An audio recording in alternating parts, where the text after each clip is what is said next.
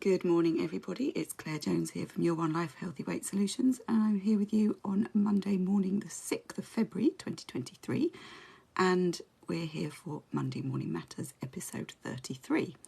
Now, if you're new to the group, a very warm welcome.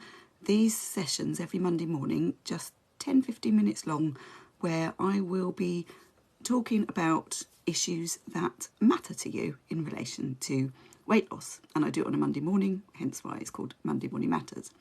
And each month we have a different theme, and as it's the first Monday in February, our theme for the month is why it's not as simple as eat less, move more when it comes to losing weight. So I'm going to take you on a little bit of a journey with this. So today I'm going to be talking about the problem. Okay, next week I'm going to be talking about it a little bit more in terms of one particular part of the problem. The following week I'll be talking about another part of the problem, and then the final week we'll be trying to put it all together and give you some practical things that you can do to take forward. So do make sure that you either tune in live or watch on catch up every week so that you can keep up to date with what we're talking about, and I hope that it's going to help you. So if you are watching live, really good to see you, and do say hello in the comments, because what that does is it helps other people to know that I've gone live, and it also helps Facebook to know that you want to know when I've gone live. So the more that you can interact, the better, really. So I don't always get to see the comments when they come up. Sometimes I do, sometimes I don't. So if I see them, I will try and acknowledge them. If I don't see them, I will come in afterwards and just obviously reply back to you. So it always means so much to me when people do join in with all of this. It makes me know that I'm not just talking to myself.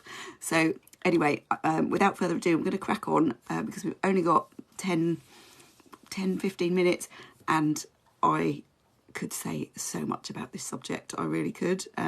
I've got a little list of 5 things that I'm going to go through, because that will help to keep me on track and keep me on time, because those of you who've been with me for a while will know that once I get going, I can go on for a very long time, and hopefully with some things that are useful, but I need to try and keep this short. So first thing I want to say is eat less, move more. Now, this is the message that we are given by obviously, the government, health professionals, fitness professionals, nutritionists, and everybody says that we've got to eat less and move more. Now, at its very simplest, that makes sense. But what I found in my own personal experience, and which then led me on to exploring this in more detail, was that didn't really work for me. And I was really interested when 2007 I started running, and those of you who again have been in my world for a little while, you know that that's one of my favourite things to do. I started running in 2007, and at that time I was a healthy weight. I then went through some very difficult personal times, and I ended up gaining 3 stone. And I did it whilst I was running, and I was running for hours, and I was running, and I was also dabbling in a little bit of other exercise as well. But I realised that I couldn't lose weight and run at the same time, and it puzzled me for a little while. But when I started to sort of find out a bit more about it, it kind of started to make sense. So the way that I kind of came to understand this, so that's the first problem, is that my personal experience was I can eat less or I can move more. I can't seem to do both at the same time. So I'm going to explain a little bit why that actually is. So that led me on to say doing a little bit of kind of looking into this and thinking this is strange, I don't understand this. And if you think of it in this way, you wouldn't want to go on a long car journey. Say you wanted to drive from, the south coast of the UK up to the north coast of Scotland. You wouldn't want to try and do it if you didn't have enough fuel, or you didn't have enough money to pay for the fuel, or you didn't have the ability to stop for fuel stops and refill the tank. So when we're trying to do a lot of exercise whilst we're also trying to lose weight, it is literally like burning the candle at both ends. It's like we're trying to do something that requires a lot of energy, but we're not giving ourselves the energy to do it. So whilst we might be able to sustain that in the short term, it's not going to be long before we start getting really tired, we start getting injured, we start feeling ill, we lose our motivation because it's just miserable trying to... It's like, I would describe trying to run whilst trying to lose weight as running through treacle, because that's what it would feel like. And I'm like, this is not enjoyable, this is not fun. Yet when I fueled myself properly, I would really enjoy it. But the problem, of course, is that when we do a lot of exercise, we're not just talking about the energy, we're talking about the nutrients that our bodies need to actually fuel that run. And of course, when we do something, whether it's running or weight training or something that's really strenuous on a regular basis, if we're doing that regularly and we're not fueling it properly, our bodies are going to be depleting their resources, and they're going to start borrowing from each other. So if our body is saying, right, or if we're saying to our body, right, I need this energy and these nutrients to do 2 hours of cardio in the gym and loads of weight training, your body has to choose whether it's going to do that or something else. So that something else might be your immune system, for example, which is why you might find when you do a lot of exercise, you start feeling that you get a cold, like not long before you start, oh, crikey, I've come down with a cold. And that used to happen to me a lot, and I couldn't understand why. And it makes so much sense now. I'm going to come on a little bit more to explain that in more detail in terms of where you can find more information about this. But that was something that really kind of brought home to me that, yeah, whilst I was exercising to lose weight, I was actually damaging my health in the process, which in the long run wasn't going to get me anywhere. So I started to realise that eating less and moving more at the same time was not a good strategy for me in terms of trying to lose weight. And indeed, it's not a good strategy for many people.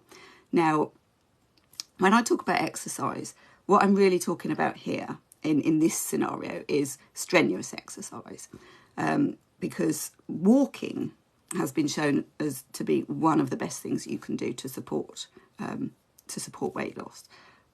But anything more strenuous than that is likely to, over time, cause us problems if we are continually eating less than our bodies need.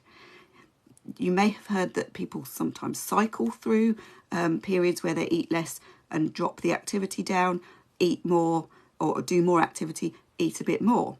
And again, that's something I'm going to come back to later in the month. But there's various different ways you can do it. But if we are simply thinking, right, I'm going to cut my calories really low and I'm going to do loads of exercise, we're going to run into problems. Because, as I say, we'll get hungry. The body does not want you to use more energy, okay? It wants to save energy. And we're trying to make it use more. So it's going to be sending you some very strong signals to say, slow down, slow down. So you may find that you may do loads of strenuous exercise, but then you're knackered for the rest of the day and you can hardly move. So your body is actually then forcing you to conserve energy.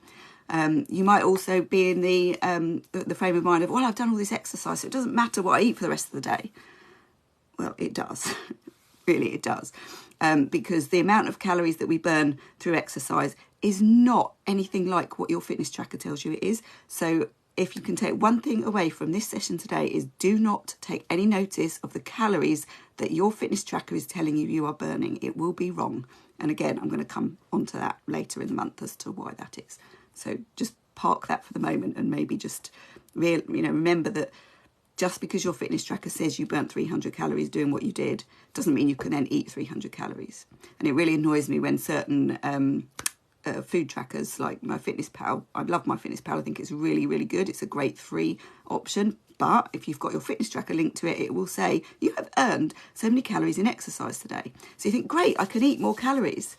But the trouble is, it doesn't know what you've been doing the rest of the day. It doesn't know you. It doesn't know your own biology, your own physiology. And it is just a guess. Anyway, that's for another day. I'm jumping ahead of myself. I shall cover that in the third session of this month. So the point one is my personal experience. It did not work for me. We don't want to be going on long journeys and not being fueled for it, because that is exactly what happens if we're trying to do a lot of exercise without fueling it properly. Another problem is that the eat less, move more mantra, if you like, doesn't actually deal with the fundamental issue of why we got overweight in the first place. So it's so important to address that at the same time. If we're going to go on a diet, if we're going to go on an exercise regime, we've got to make sure that we're also trying to understand what led us to become overweight in the first place, and how do we actually deal with real life, because life doesn't stop just because we've decided that we want to lose weight. So that's so important to remember. And the other thing to be mindful of course, is that eat less, move more means different things to different people. So if you are maybe not very overweight, you've only got maybe a stone or two to lose, and you're only eating a little bit more than what your body needs, then your version of eat less, move more is going to be very different to someone who's eating a lot more than their body needs every day. Because if they eat less and move more, they still may not be eating enough less to be able to lose weight. Likewise, if you haven't got much to lose, you may be cutting your calories too much. So it's about figuring that out, and I'm going to help you with that in the fourth session of this month. The other thing to remember is that exercise is a stress, and we all have been hearing a lot about stress and how it interferes with weight loss.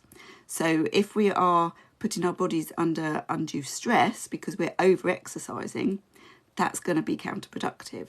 Not only that, losing weight by doing a lot of exercise takes a lot of time and a lot of energy. Most of us haven't got that amount of time and that amount of energy to do it solely by focusing on exercise. So we need to focus on diet. And there's that saying, you cannot out-train a bad diet. This is so true. Obviously, when it comes to energy and losing weight, we could theoretically lose weight on a diet of eating Kit Kats all day. But the problem with that is that we wouldn't be very healthy. We wouldn't last very long doing it that way. And our bodies processed foods very differently to how they process foods that are in their more natural state. So it really does, it really is important to be thinking of, not just the energy, but the nutrition, and making sure that we're getting what we need. So finally, the last point really is just to show that it has been proven in studies that humans have got what's called a constrained or fixed metabolism. And what that means is that whether you are an African tribes person doing lots of hunting and gathering, or whether you're a sedentary office worker, over time you will be burning the same amount of calories. This is why we see short-term results when we do lots of exercise and we cut back our food. We do get short-term results because our bodies haven't cottoned on to what we're doing. Once they've cottoned on to what we're doing, they start going, oh, right, okay, so if we're having to spend this energy on this, we can't spend it on that. And so everything starts to be brought back into line. And so this has been proven in many studies, and there's a very good book that I would highly recommend that you read if you want to get your head around this. It's called Burn, and it's by a professor of anthropology called Herman Ponzer. And anthropology, if you want to know what that means, I had to look it up because I couldn't remember, is the study of what makes us human. So what he talks about is why, as humans, we behave in the way that we do, and how our bodies are actually different to how, some of the other animal kingdom, in terms of we've developed this very effective survival mechanism of being able to store fat for later. Unfortunately, in the modern world, there is no later for most of us. So food is available all the time, and we've adapted to just eating lots of it. And the food manufacturers and the retailers know about this as well, so they're constantly bombarding us with things. I've talked about that before. I've talked about that last month. So very entertaining. Oh, yes, Jenny, because you've got it, haven't you? Yes. Yeah, highly recommend it. It's such a good read. It really does explain. And once you read it, you'll realise this is why the eat less, move more. If you eat too much less and too much more, it doesn't work. So what we want to do is find that sweet spot, pardon the pun, I know this is all about weight loss, and sweet spot, probably not the best analogy, but it is about finding that sweet spot that works for you in terms of how much energy do you need and still be able to lose weight and be healthy, and how much exercise do you need to do. Because when it comes to a healthy metabolism, we need to move, okay? We need to move as much as we can, but we have to balance that with how much do we need to move if we're trying to lose weight, because we're not designed to lose weight voluntarily. So we've got to figure this out, and it's different for everybody. But this is one of the reasons why we end up yo-yo dieting, is we start off and we start off with the best intentions. We think there must be something wrong with us because we can't last as long as the next person. But there's a really good reason for that. Is your body's survival mechanisms are strong, and they're kicking in, and they're taking you back to where it thinks you need to be. Because remember, there is no off switch for our bodies that says, right, you've put enough weight on now. It doesn't understand that. That's not built into our survival mechanisms. I think maybe in evolutionary purposes, it may do in many millennia to come. Our bodies may develop that off switch, but at the moment it doesn't. So we've got to find that off switch ourselves. We've got to figure it out for ourselves, and we've got to work on this. And that's what I'm here to help you to do. So I'm going to help you through the rest of this month, so that you can try and understand what's the right amount of exercise and energy intake for you in order to be able to lose weight. And walking is one of the best things you can do. But again, you don't want to be walking for 3 hours. Just think about, where can you walk? Where can you build in walking into your day? Even if you're working from home, can you walk around the house, walk up and down the stairs, walk around the garden every now and then throughout the day? Because it's being active throughout the day that is much more effective than going to the gym once or twice a week and being sedentary the rest of the time. It's how can you make sure that you're moving about regularly. Activities of daily living, it's called. So, or NEAT, non-exercise activity thermogenesis, or something like that. My mind's gone blank for a moment. But it's those things that we want to remember that we're doing alongside weight loss, and not the hours and hours of cardio or tons of weight training. Because if you want to build muscle, you need to have a calorie surplus, not a calorie deficit, because your body needs the energy to build new tissue. It can't build new tissue on nothing. So remember that car journey. Remember the car journey. Remember not to count your exercise calories, and remember that walking is one of the best things you can do. I'm going to leave it there because I'm over time, and I will be back next week to talk more about the energy that goes in. And I'll see you then. Take care. Thanks for watching. Bye.